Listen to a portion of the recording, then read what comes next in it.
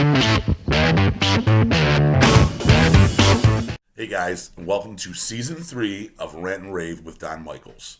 I'm in the beautiful city of Pocatello, Idaho, having a one-on-one conversation with Don Aslett, the founder of Varsity Facility Services, System 1 Facility Services, and the creator of the Museum of Clean.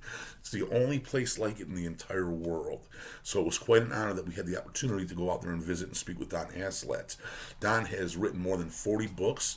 Numerous ones have been on the bestsellers list. So we're super excited. I hope you guys enjoy the video. And today's show is brought to you by System 1 Inc. Check them out for all your facility service needs. Guys, until the next time, have a great day, and bye-bye.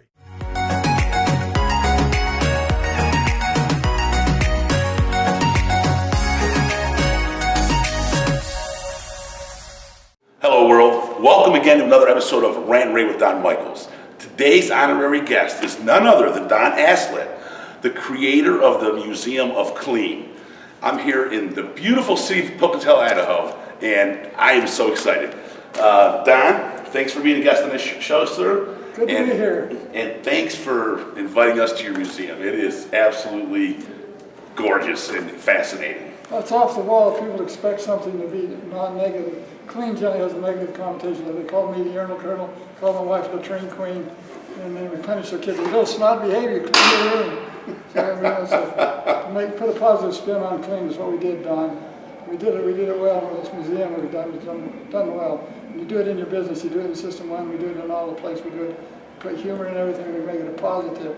It's a real change for the cleaning world. Absolutely it is. And thanks for sharing that. That's fascinating. And also, guys, this show is brought to you today by System 1. So a big thank you to System 1 and Varsity Contractors.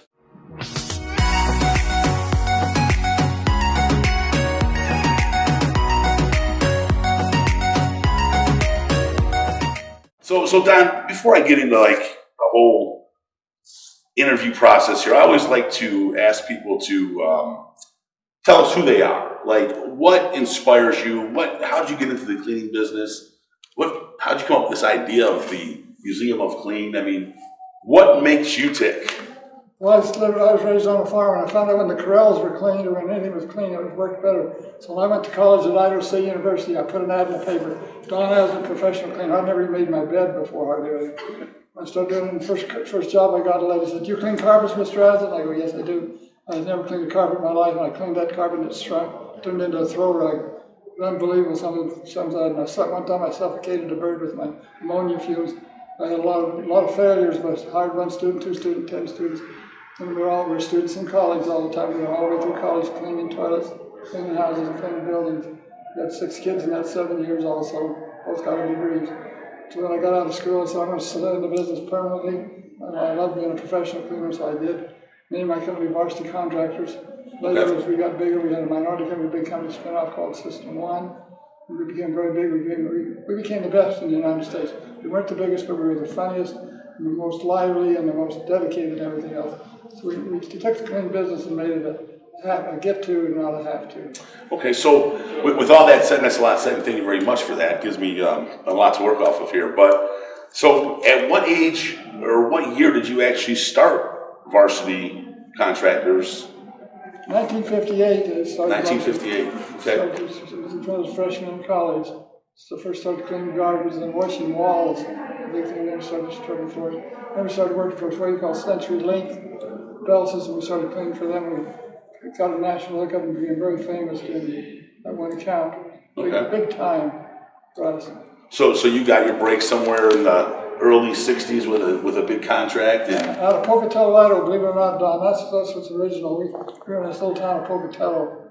Okay. Little town. I was from a small town of Pocatello, Idaho. It's kind of a neat name to everything, but that's where the first phone building ever contracted in the world was done in Pocatello, Idaho. We set a precedent from everything else. Okay.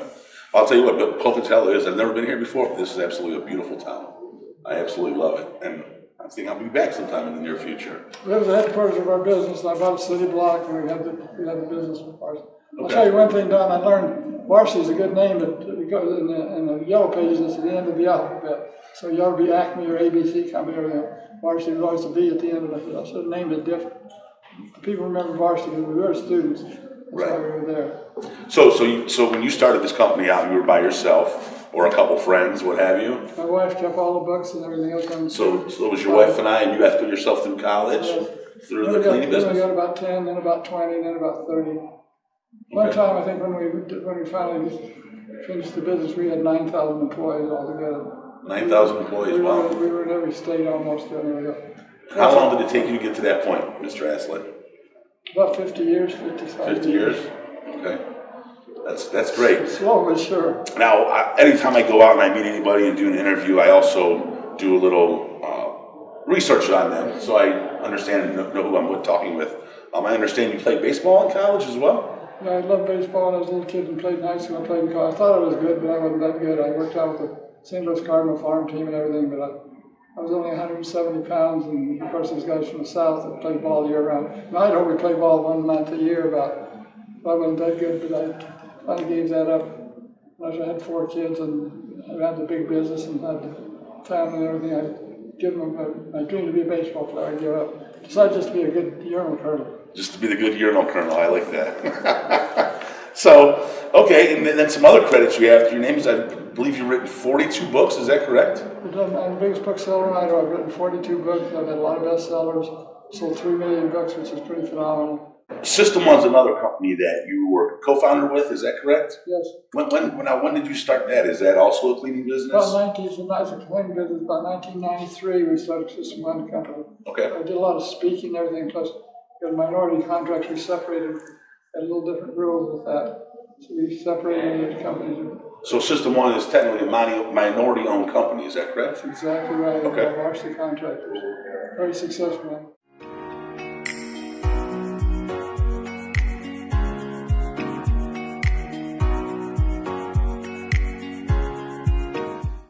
Let's get on to a little bit more into the museum here. I mean, what conspired you to build this place? Well, I like cleaning. I like to preserve it. Life is more than just going through life making money. I love the cleaning business. I want to really sell the cleaning business. So I got one. I finally found a vacuum cleaner. Didn't have electricity. It was non-electric. I've never seen a non-electric vacuum cleaner. But wow, smart. This is really neat. So there must be some more. So I called the guy and he said, I know our guy has a collection in Boston. I wrote a check for $300,000 and bought 250 pre-electric vacuums. Once I got those done, everybody started thinking the man's in Pocatello, so they started bringing in. I got another 200, so I have about 450. Most collectors have 2. So once I got that many, I kind of took over the authority of the vacuum cleaners and everything. Then we started doing everything. It's not a how to clean museum, it's a be clean museum. We did really unique. For example, we show people things. Everything's related to clean. Everything is related to clean. I always did something I always like this. I always had this rope in there, everything like this. And I said, guess what this is? Of course, it's clean. Guy escaped out of jail with this. This is 1 roll of toilet paper. Guy made a rope and made a roll of toilet paper, threw it up over the thing, and escaped with this, made it identical. It's a true story. So the whole museum has got things like this that people didn't know. There's probably 8,000 things. When people come to this, they think there's going to be some mops and brooms and everything, and they have no idea when they come in the door what's in here. They're awed when they come in this place. So in other words, the museum is not only educational, it's informational, and it's fun. Come interested, leave inspired, and people do. They go out of there. So you said something interesting. You wanted to brighten up the cleaning industry, and I mean, technically, in the big world here, the cleaning industry is the bottom of the totem pole, so to speak. Did you try to get a janitor job at the church? And people go, no, janitor jobs are a good job. Custodian, we give glory to the custodians. One thing we did, Don, really interesting, we put together a janitor rodeo where we took all the janitor things, made it into copy the perfect Western rodeo, bucking buffers, pastorals, spray bottles, and everything else. Okay. I did that across the United States to the big colleges, and our company did that, the janitor rodeos.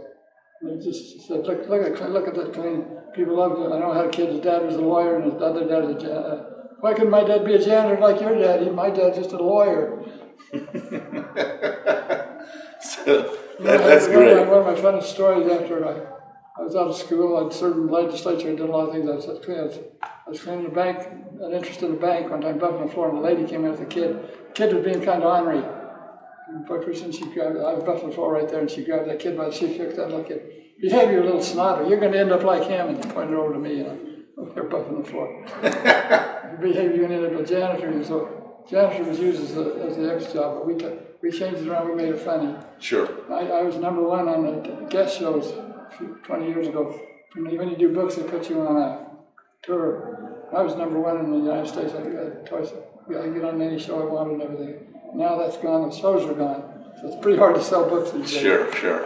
So you were on the New York's #1 bestseller list. A couple of my books were. Wow.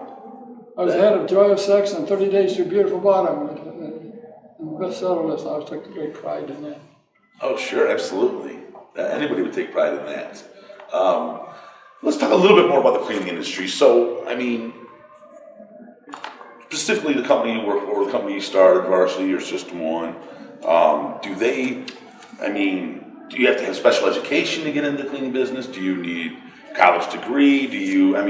How does one get involved in it? Just a work ethic, Don, it's a work ethic. People that love to work. It's the image has always been with the janitor. The guy who's been a bad image from the beginning. I spent most of my life trying to redo that image, and that's what. Working their way up through the company, do a floor tech or a window tech or what have you. What would you say to someone like that right now in advancing their career? You gotta love what you gotta. I say you gotta keep your. My goal in life is keep your hand in the toilet. People want to be an executive. Everyone wants to be an executive. They want to own something. They have a whole bunch of other guys working for them. I worked on a job. Most of the time I wore whites, even though I had this big company. I owned 2 or 3 companies. I generally got to work in whites, my white shirt and everything like that. So that's what I tell people. Be aggressive. Be aggressive, but like what you do. You got to like what you do if you do that. But most people, cleaning is hard to do. You do it at night generally, and your friends aren't with you too much and everything else. It's a hard sell. Generally, it's an image. The people that like it. Sure, and you're still currently volunteering here, and you're still doing tours through the facility? I did a lot of seminars. I did a lot of TV seminars and tons of interviews when I was first starting up to selling books. Okay. But I did seminars, and I entertained with the seminars, a 3-hour block. It's fun to do. You do an audience, everything, but it sold books. Sure. Sold company that helped us be known. So you had your hands a little bit of everything then? Quite a bit. Okay. Now, was all your books basically focused on the janitorial business? No, they were on a lot of books. Okay. Like for instance, this one, how to handle a thousand. How to handle 1,000 things at once, Don Aslett. How to have a 48-hour day. I think these books would be pretty informative, wouldn't they? Office clutter. People had bad office. I clean 400 million square foot office every night. So I'm really the authority, and so System 1's the authority to do that. The office clutter here. I had one called do I dust or vacuum first? That's the big question I know all the time. Wow, this is very fascinating, Mr. Aslett. One of the popular books I really liked that didn't sell big was Who Says It's a Woman's Job to Clean? It's a book for men to get off their lazy butts and go to work. Women love that book. Who Says It's a Woman's Job to Clean? I give that to the high school kids. You put this under your arm and you go down and think that girls will follow you all over the school. If you do that, everything says. Okay. The only money I've in books, I spent tons of money on art. Okay. Anytime I could use a piece of art to say words, I did it. Well, as I walk through your museum here, I can tell that you are an extremely creative man, which to me is very inspiring, and I hope it's inspiring to others that are out there as well. We're not necessarily defined to our 9-to-5 positions where we have our own time. We have things to do where we can be writing our own books. To sum that up, I did a book called How to Upgrade and Motivate Your Cleaning Crew. You believe I did a book, I can tell you all the funny stories. These are all the janitor funny, all the things about how the janitors are funny. And these are all probably true life stories that you've experienced throughout your career. Rodeos, you just book to take it, all the rodeos, all the information. All of the games, we had golf tournaments, we had all sorts of things. Well, let me ask you this, Don. Where can people go to buy these books? Generally, get them on Amazon. On Amazon? Okay. Get them at the museum. Well, Don, I think that's all I have for you right now. I do, again, really appreciate the opportunity of being here. I appreciate the conversation and sharing a little bit about yourself and your business with me and the audience here. Again, I'll put the links up and we'll get some books sold here. Appreciate that. And treat the janitors well. But I'll learn the names of the custodians and treat them well. They're your best friends. Absolutely. So, and with that said, again, this segment has been brought to you by guys by System 1, and their information will be here in the video as well. And that's it, folks. So, Don, again, thank you very much. I used to shake hands with people. I used to say, I just cleaned the toilet with that hand. The people go. Well, that concludes our interview with Don Aslett. What an extraordinary individual. If you're ever in Pocatello, Idaho, stop in the Museum of Clean and tell them that Don sent you. And if you're looking to expand your horizons, pick up a few of his books. You can do that on Amazon or at his website, www.museumofclean. Until the next time, guys, you all have a great day. Bye-bye.